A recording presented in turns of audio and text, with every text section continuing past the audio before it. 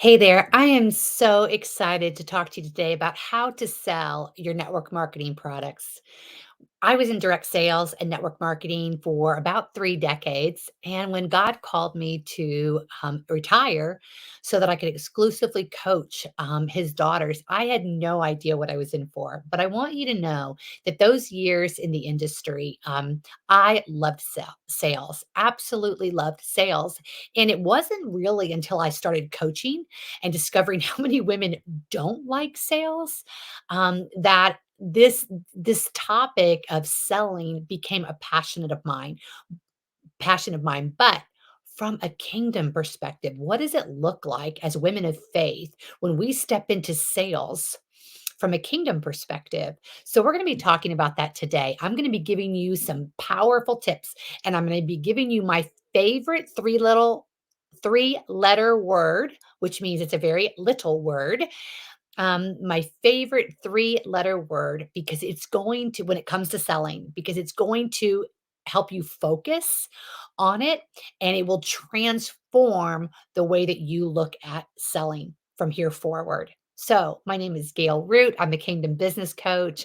It is my passion to coach. It is God's call on my life to help women awaken to what He is doing in their life and business.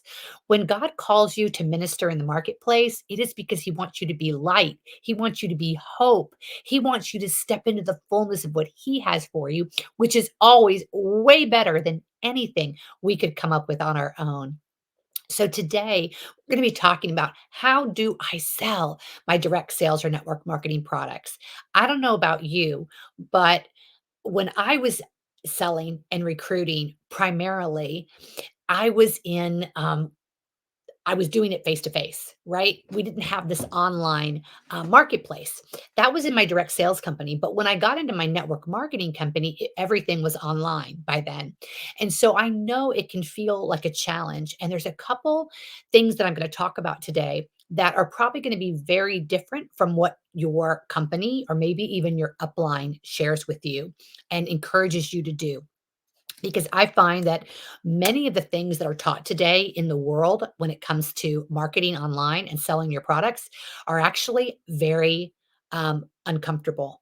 And they're supposed to be uncomfortable for you because I don't believe we're supposed to be doing them.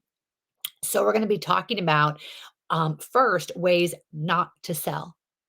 Um, and then we're going to talk about ways to sell. All right. So hang on because that three-letter word, that little three-letter word is coming and it is going to change you. All right. How not to sell your products. I don't, for me, often I learn sometimes best by what not to do versus what to do. And one way that I'm going to encourage you to never sell your products again, and that is by jumping into someone's messenger box or their text and just start telling them about your products and how wonderful they are. All right. And there's a few reasons why that we don't do that. Because number one, it's kind of like showing up on knocking on someone's front door.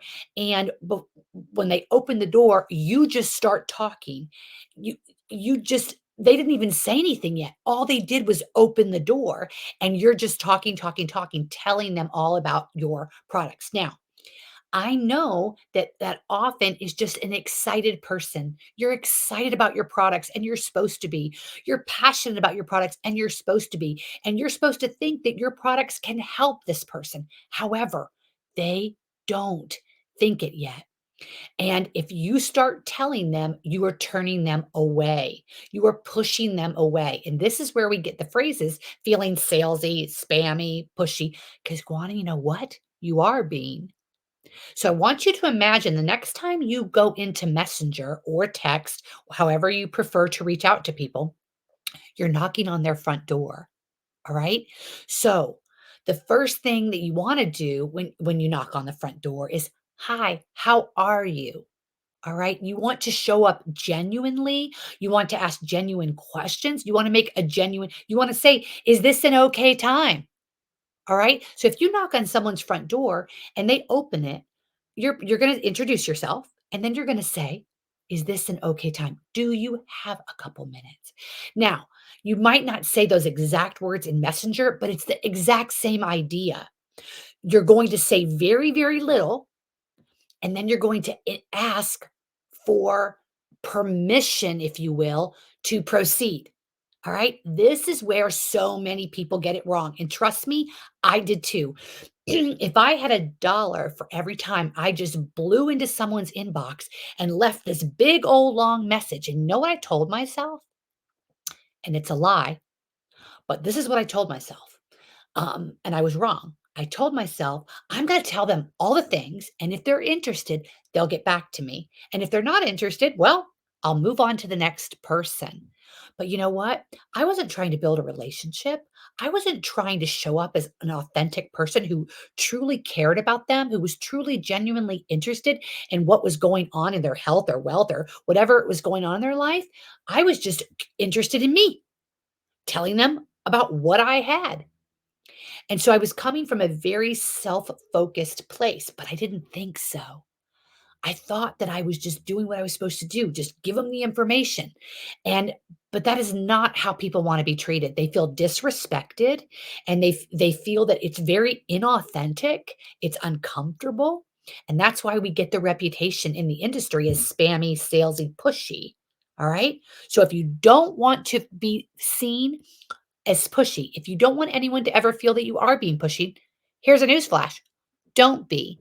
How do you know if you're being pushy? You are giving someone information before they've given you permission to do so. Oh, I'm saying that again. How do you know you're being pushy? You're giving someone information before they've given you permission to do so. Well, Gail, what do you mean permission? I mean, you're going to start focusing on relationships, actually showing up and caring about people, building trust. There used to be a phrase in the industry, and I'm sure you've heard it. People they won't buy from you unless they like, know, and trust you. Now, there's some truth to that. All right. But I want you to hear, where was the focus there? The focus is on you. They want to like, know, and trust you. And I think it goes deeper than that. I don't think like, knowing, trusting you is enough anymore. They want to feel seen, known, and heard. When a woman that you're wanting to invite to know about your products or your opportunity, when she feels that you have seen her, that you know her, and that you have heard her, then she starts to like, know, and trust you. And she becomes then willing to hear what you have to offer. I'm going to say that again. She wants to know that you have seen her, that you have heard her, and that you know her. And then she's going to like, know, and trust you. So, how do you let her know that you have seen, known, and heard her? Well, you ask questions, you show up authentically, and you repeat back things that she said. So if you're in wellness, you're asking questions about her health and you're repeating back to her. If you're offering the opportunity, you're asking questions about the opportunity to expose, is this opportunity for her? You become the best question asker. All right.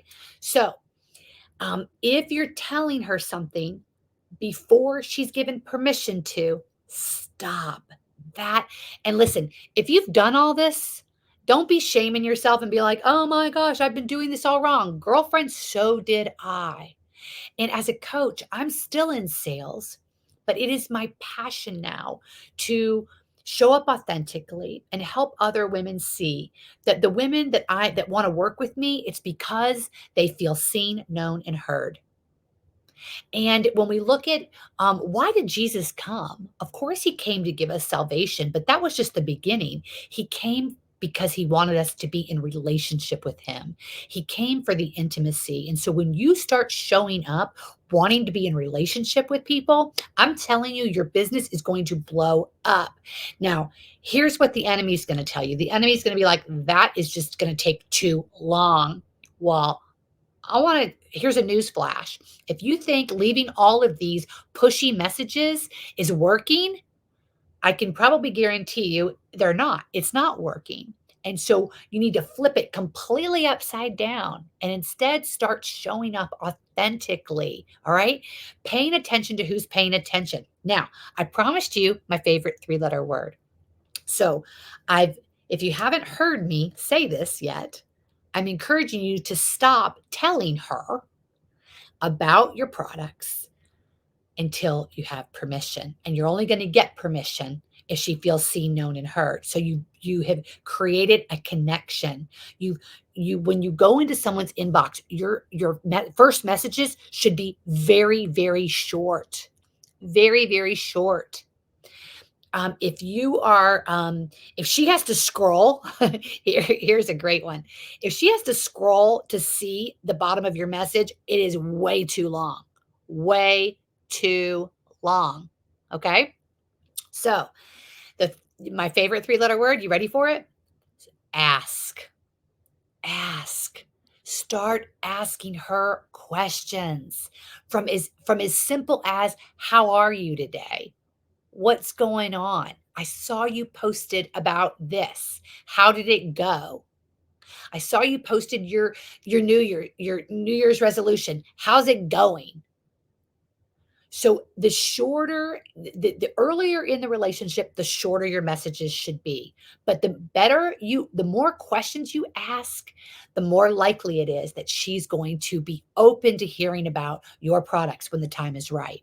So asking, not telling. When you start focusing on the word ask, you become a really good question asker. But guess what else? A really good listener. And you start to repeat back what she's telling you. So, guess what? She feels seen, known, and heard. And then she's going to like, know, and trust you and be like, let's just look at like on a scale of 1 to 10. All right. On a scale of 1 to 10, when you come jumping into someone's inbox with a big long message about all of these wonderful products, on a scale of 1 to 10, how likely is she going to want to reply to you? It's a 1. All right. It's a 1. She is very unlikely going to want to respond to you, even if she's interested in what you have to offer. Now, conversely, if you have started a conversation and you're asking questions and you're repeating back to her what you're hearing, guess what?